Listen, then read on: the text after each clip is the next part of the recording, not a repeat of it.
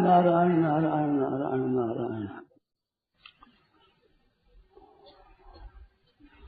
किसी वस्तु को हम प्राप्त करना चाहें तो दो तरह की, एक वस्तु नहीं है और उसको बनाना है, एक वस्तु मौजूद है उसको खोजना, देखना, ले लेना है। ये दो कार्य हैं। ये दो बात जची नहीं आप लोगों की। जैसे कोई बनानी है, रसोई बनाना है तो रोटी बनेगी तो मिलेगी। हाँ जी, हाँ बनेगी तो मिलेगी। अगर आप विराजमान है, आपको देखना है तो बना दो, इधर दृष्टि नहीं जाएंगे। वस्तु मौजूद होती है उसकी प्राप्ति, एक वस्तु नहीं होती है बनाई जाए उसकी प्राप्ति। दो प्राप्तियों में फर्क है दोनों में। इस ख्याल में आएगी नहीं बात? ख्याल में आ गई? ठीक समझ में आ गई ना? मानो दो कायदा है। एक वस्तु बनाई जाती है तो वो तो नहीं होती है, बनाई जाती है नहीं, तो उसकी खोज उसको बनाना और तरह का है। और एक वस्तु तो है, उस तरफ दृष्टि नहीं है, ख्याल नहीं है, तो ख्याल करते ही वो मिल जाएगी। तो एक तो है मौजूद मिलती है, एक बनी होती है मौजूद मिलती है। दो में दो कायदा है ना। तो संसार के जितने काम वे सब के सब बनाने से मिलते हैं, है नहीं वे। और परमात्मा तत्व तो वो है, उसको बनाना नहीं है, उस तरफ दृष्टि करनी है, दृष्टि करनी है, वो मिल जाएगा। ये दो कायदा है। तो परमात्मा तत्व को प्राप्त करना और सांसारिक वस्तुओं को प्राप्त करने में कायदा एक नहीं है, दो है। तो वो जो स्वतः सिद्ध परमात्मा तत्व है, उस है की प्राप्ति कैसे हो? आप शांत चुप हो जाए। हरेक दृष्टि से हरेक जगह वो है, हरेक काल में है, सब देश में, सब काल में, सब वस्तुओं में, संपूर्ण घटनाओं में, संपूर्ण परिस्थितियों में, सुखदायी दुखदायी परिस्थितियों में वो है, जो तो है वो सदा मौजूद है, नित्य प्रति।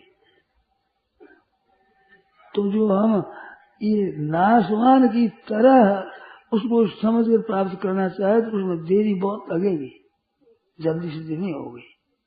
और वो है जो ही है, उसको देखना है तो है ही, उधर दृष्टि डालना है केवल। तो शांत चुप हो जाए आप, क्योंकि वहाँ है। उनमें उद्योग करो तो उससे दूर जाओगे, अलग हो जाओगे। वो तो ठसा ठस भरा हुआ है, परिपूर्ण है।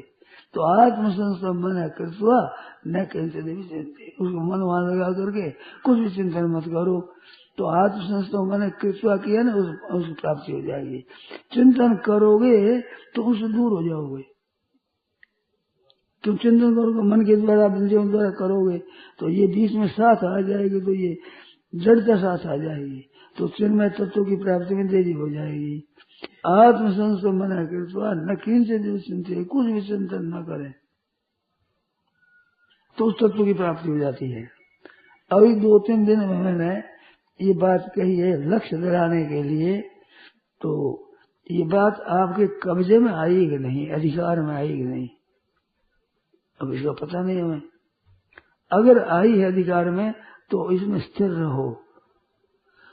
2-4 सेकंड, 5 सेकंड, 5 मिनट, 15 सेकंड ठहरे जाओ,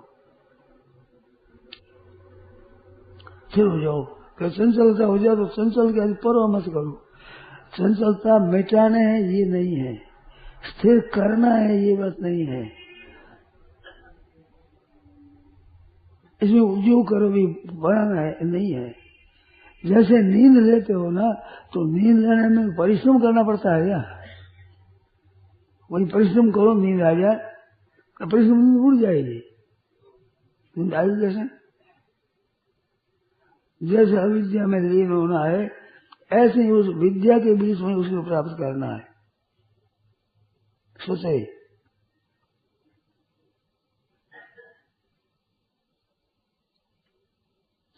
तो चुप हो जाए, शांत हो जाए। तुम्हारी स्थिति सबकी स्वाभाविक है, इसमें शंका हो जो आप पूछो और करके देखो। नहीं बनती वहां है तो मैं कहाँ बाधा रहती वो पूछो। और ये मूल में भी नहीं आई तो उसमें शंका करो तो किए मैंने कैसे हो जाएगा। करने से बनेगी चीज तो करने से बनती है, हमने किए कैसे हो जाएगा। ऐसा खुद ही शंका करो, जो अपने मन में आती हो, जो संदेह रहता हो, ठीक से खुला पूछो।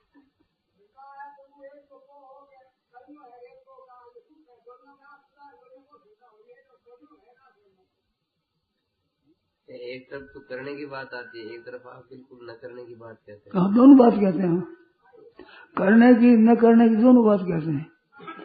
दोनों जगह दोनों तरह जरूरत है। सांसारिक जितनी बातें वो सब करने से ही होता है, क्योंकि संसार है नहीं, पैदा होता है। पैदा होने वाली चीज के लिए करना ही पड़ेगा, और जो है उसकी तरफ दृष्टि डालनी पड़ेगी, करना नहीं पड़ेगा। ख्याल करना पड़ेगा, ख्याल में समझ आ जाएगा। दोनों बातें ठीक है।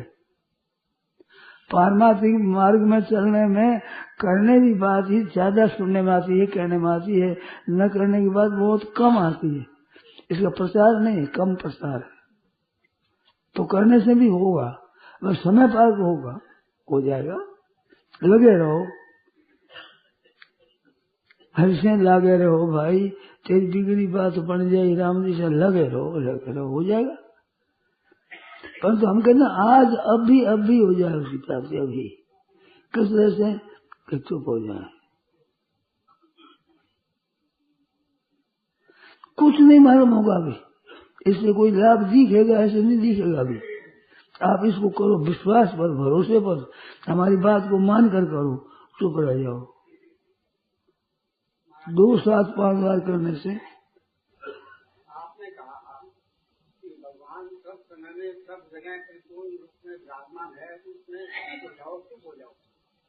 तो इसमें करने से किसी का सहारा तो रहता नहीं, सहारा नहीं रहने से ये सूक्ष्म मालूम मिलता है, इसलिए इसमें ज्यादा टिकाव भी नहीं होता। और दूसरा संकल्प भी ज्यादा आते हैं, वो भी आते रहते हैं। तो मैंने ऐसा विचार किया, आगे भी आपसे बात नहीं की, जैसे मेरा इष्ट है, जैसे फ्रूट का कोई मूर्ति भवनी मूर्ति है, उसका सहारा लेते हुए चुप हो जाए। वो सब जगह परिपूर्ण है, अधिकार से चुप हो जाए। और चुप हो जाए तो उसमें उसका सहारा रहने से दिखाव भी होता है, संकल्प भी कम आते हैं और रस भी मिलता है। लेकिन उसमें एक बात आती है कि कहीं उसमें रस में तो हम नहीं टक जाते हैं। एक तो ये बात बताइए, दूसरा कौन सा साधन करें इन दोनों में से हम? मैंने वो ठीक समझाओ, मैं पूरा समझ। ये कि कुछ भी नहीं सोचे ना, हाँ। आप चुप हो जाइए। हाँ। उसमें कहते हैं उसमें हमारी वृत्ति का टिकाव नहीं होता। हाँ, टिकाव नहीं हो तो चिंतन करो। और सगुण में हमारा भगवान के स्वरूप में वृत्ति का टिकाव होता है। मैं तो सगुण के चरणों में पढ़ करके चुप हो जाऊं। ये चुप साधन सब में चला, कर्म योग में, ज्ञान योग में, भक्ति योग में, प्रेम में, सब जगह चला गया। साधन ऐसा है। मैंने आप ऐसा नहीं हो तो ऐसा करो, मेरा आग्रह नहीं है। एक बात है हमारे, हाँ। उसमें थोड़ा रस आता है। हाँ। रस में हम आगे तो नहीं जाएंगे ना। देखो भाई, मेरे पर विश्वास करना पड़ेगा, आपके घाटा नहीं लगेगा। मेरे पर विश्वास नहीं है, आप पे तो विश्वास है ही, इसलिए आपसे पूछ रहा हूँ मैं कि उसमें रिलेटेड तो नहीं जाऊंगा। मैं पूरा भाव नहीं समझा। सगुण में जब हम ध्यान करते हैं, हाँ। वृत्ति टिकती है तो एक रस मिलता है। हाँ। उस रस में भी हम अटक तो नहीं जाएंगे। रस में अटक जाओगे आप, देरी लगेगी। अटकना ऐसा नहीं होगा। अटकना 2 तरह का होता है।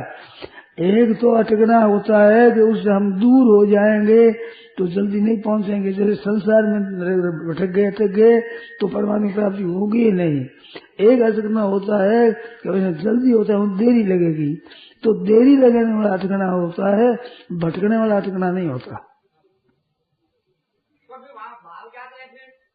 भाव जागृत हो तो भाव रहेगा आप भगवान के मुख पर अथवा चरणों पर, आपको जहाँ प्रिय लगे उस अंग पर दृष्टि जमा और वहां से हो जाओ, बहुत जल्दी लाभ होगा, विशेष लाभ होगा। जैसे दासी भक्ति होगी तो चरणों पर मन लगेगा, वात्सल्य होगा तो नेत्रों पर, सामने मुख पर ज्यादा लगेगा, माधुर्य होगा तो नेत्रों पर होगा, और अपने आर्त भाव होगा तो हृदय पर, हाथों पर ज्यादा लगेगा। ये बात आप पहले सोचो कि भगवान की सगुण की किस अंग पर विशेष मन लगता है आपका, फिर बताऊं मैं। मुख पर लगता है तो भगवान के मुख को देख करके सामने बैठ गए मन से, और भगवान के मुख को देखा, मुख पर देखा तो मुख पर दृष्टि डाल करके और चुप हो जाओ, फिर कुछ भी चिंतन करो, केवल मुख को ही देखो और आप कुछ चिंतन मत करो, सिद्धि हो जाएगी। और चिंतन में उपेक्षा करो, हटाओगे तो जल्दी नहीं होगी, हटा करके फिर मन को चिंतन करोगे तो ये भी उपाय है, पर उपाय में देर लगेगी। आप कुछ नहीं, हम तो चिंतन, हम तो नेत्र पर, भगवान के नेत्रों से नेत्र मिला लिए और बैठे हैं। अब कोई आवे तो उसको परवाह मत करो, कोई चिंतन आवे ना आवे, जावे करे, कुछ परवाह ना करे, उसमें आप डटे रहो। तो मैं कहता हूँ ये शुद्ध हो जाएगी। और इन्हों में करो कि दूसरी बात हटाओ, फिर भगवान चिंतन करो, फिर दूसरी बात हटाओ और भगवान चिंतन करो, ये भी है। ये 2 नंबर की बात है। न किंचित भी चिंतित, पहला कहा भाई ये तो निस्तरी, दूसरे नंबर में वो न कर सको तो ये तो निस्तरती मन संचल मस्तु तटस्थ वो नहीं में आत्म नहीं हो प्रसंग नहीं, फिर वहां से हटा, फिर पाँव लगाओ, फिर उसका परमात्मा लगाओ, ये है। इसको होते हैं अभ्यास। बस लग जाए तो ठीक है, नहीं लगे तो अभ्यास करो। इसमें आपकी जो आ जाए समझ में वही करो, वो काम हो जाएगा पूरा। एक जगह स्थिर होने वाली बात आती हो तो ये 1 नंबर की बात है, और नहीं हो तो दूसरी वृत्तियां छोड़ो, उसको हटाओ, उसमें लगाओ, और जब छोड़ो, एक चरण का, एक मुख का चिंतन करो। इसमें आप दोनों में से जो कर सको वो कर लो, ठीक हो जाएगा। करके देख लो, करके देख लो, ऐसी बात है, चुप हो जाओगे।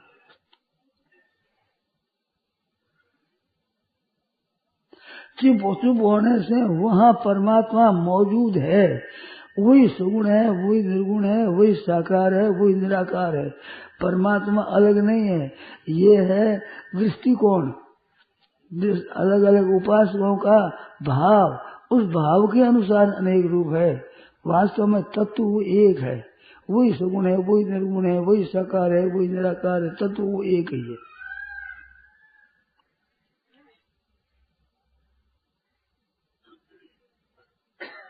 तो उसमें स्थिर रह सको तो स्थिर रह जाओ, और नहीं तो दूसरी बात छोड़ दो, स्थिर करो, फिर दूसरी छोड़, फिर उसी चिंतन करो। ये आया कि नहीं ख्याल में आपके?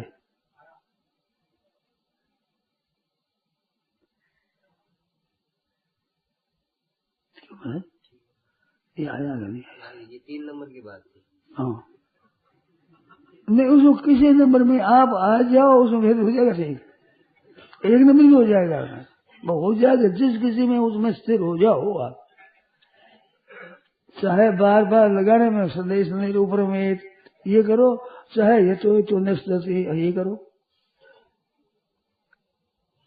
जहां जहां जाए वहां से हटाओ और फिर भगवान लगाओ, फिर जाए फिर भगवान में लगाओ। इसमें दूसरा तरीका भी है, जहाँ मन जाए वहीं भगवान को देखो, जो याद आए जिसमें भगवान देखो। गाय आदि की गाय में भगवान है, गंगा जी आई गंगा जी में भगवान है, थम्बा आदि के थम्बे में भगवान है, जो याद आए उसमें परमात्मा का चिंतन करो, ये भी उपाय है। और उसको हटाकर परमात्मा का चिंतन करो, ये भी उपाय है। और एक परमात्मा से तो कुछ भी चिंतन मत करो, ये उपाय है। इनमें जो आपको सुगम मालूम दे वो करना शुरू कर दो, फिर ठीक हो जाएगा सब।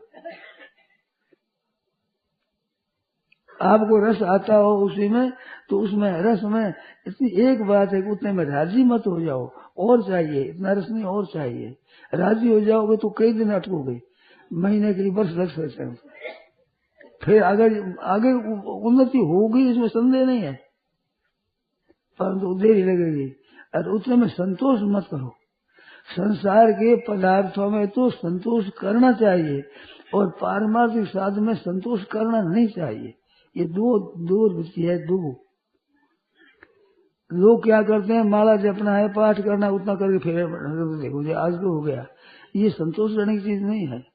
रुपया 5 रुपया कमावा है तो 5 रुपये बैठा है दुकान पर, दिन भर बैठा रहे, भले एक पौड़ी मत पैदे हो, पछताता नहीं होगा, बैठ जाएंगे मन के लिए। तो जैसे वो परमात्मा की प्राप्ति के लिए लग जाओ, वह में संतोष मत करो, चुप मत रहो, और करो, नाम जप करो, कीर्तन करो, पुस्तक पढ़ो, गहरा उसको समझो, गीता को समझो, गहरी से समझो, समझते जाओ। ये बात है। अब शंका पूछो।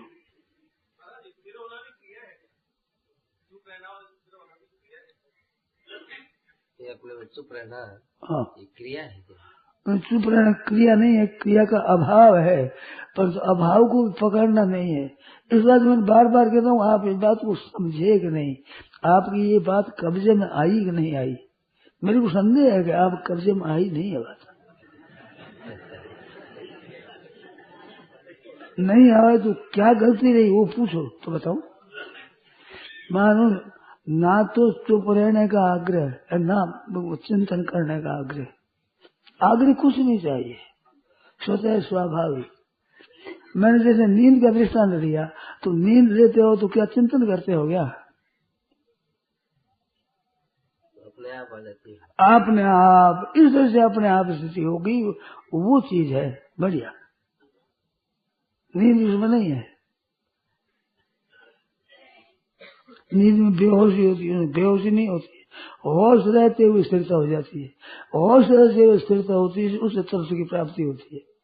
अब इसको मन बुद्धि लगाकर स्थिर करोगे तो ये 2-3 नंबर की हो जाएगी, 1 नंबर की नहीं रहेगी, मन बुद्धि के साथ में रहेगी, तो जड़ता का संबंध विच्छेद नहीं होगा। एक का प्रश्न महाराज जी, उसमें शून्यता रहती है तो क्या है? शून्यता रहोगे नहीं, शून्यता बने रहो।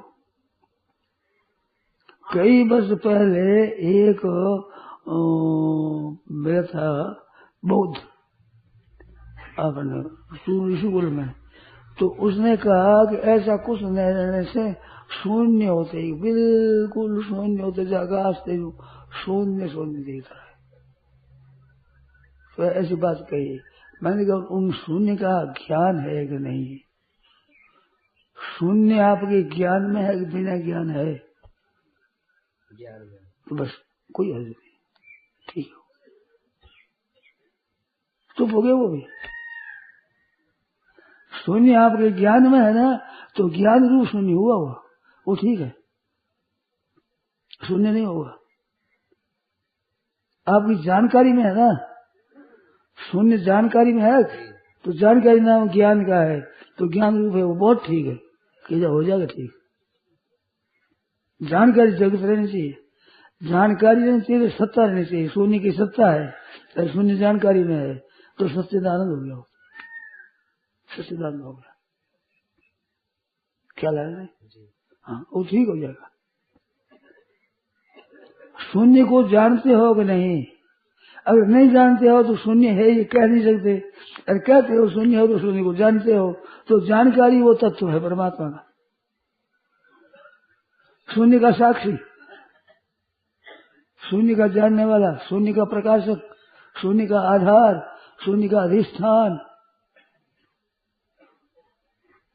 शून्य के रहने की जगह, शून्य को प्रकाशित करने वाला, शून्य को जनाने वाला, शून्य को उद्बोधित करने वाला, वो चेतन रहेगा।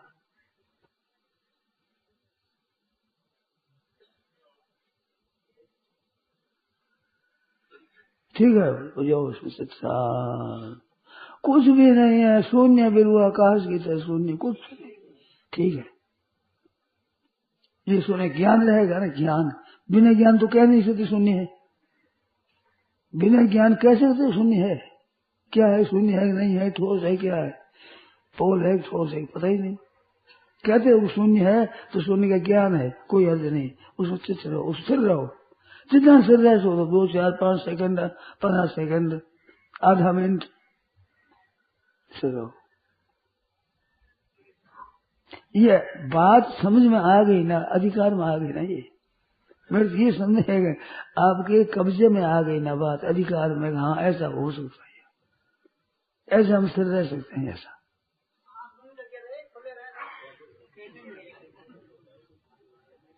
आँख बंद करें या खुली रखें? ना आँख बंदी खुली दोनों मत रखो, ना आँख बंद करनी रखो, ना खुली रखो, ना श्वास रोकना रखो, न रोकना ही रखो, न कानों से सुनना रखो, न सुनना न रखो। करना न करना दोनों छोड़ दो।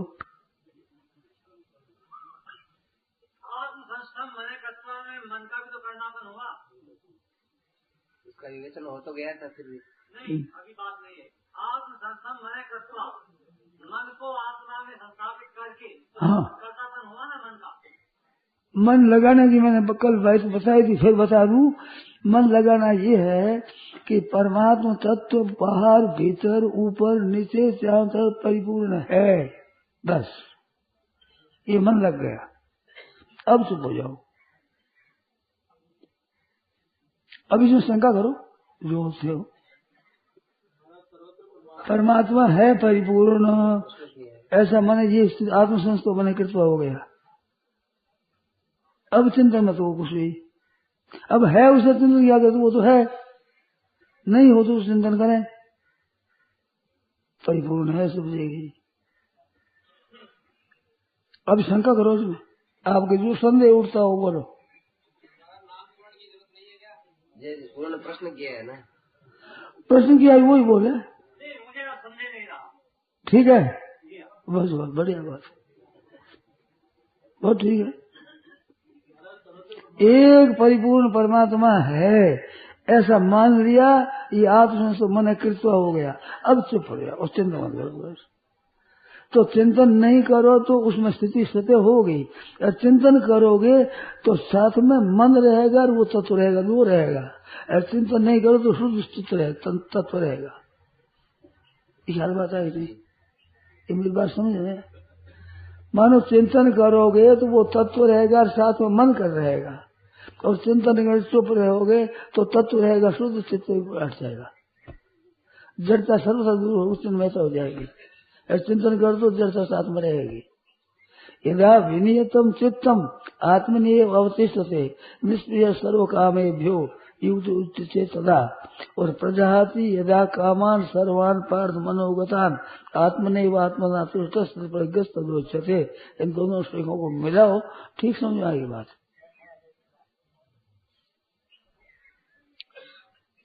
विनियतम चित्तम आत्मनियव, यहाँ आत्मा के साथ चित्त है, वहाँ चित्त नहीं है।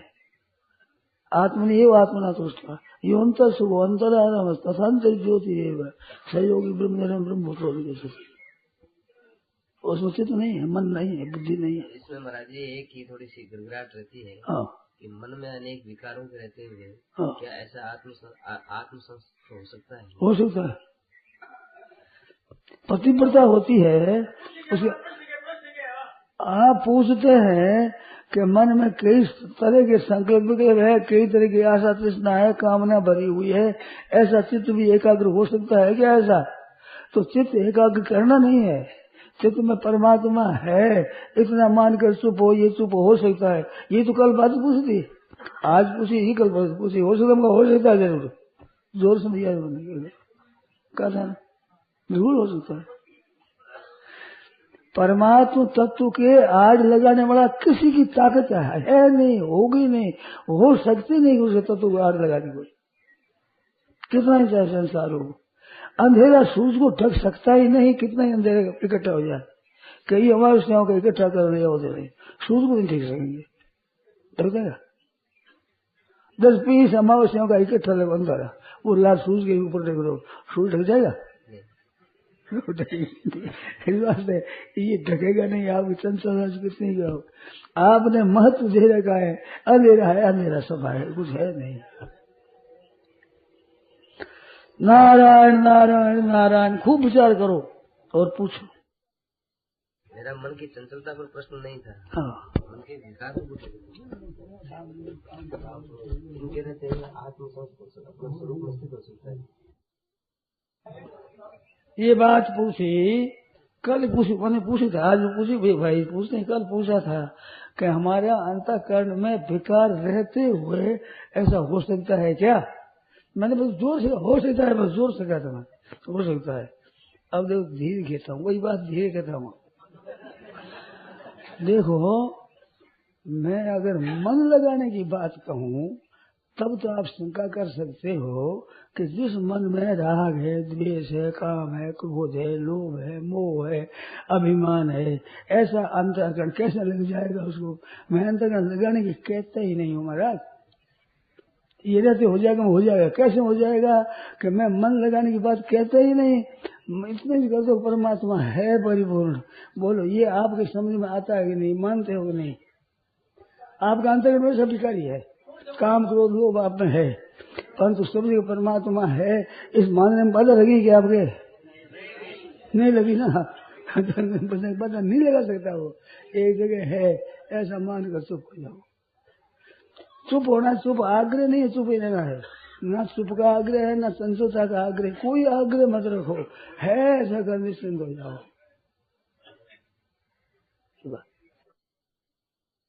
नारायण नारायण नारायण नारायण।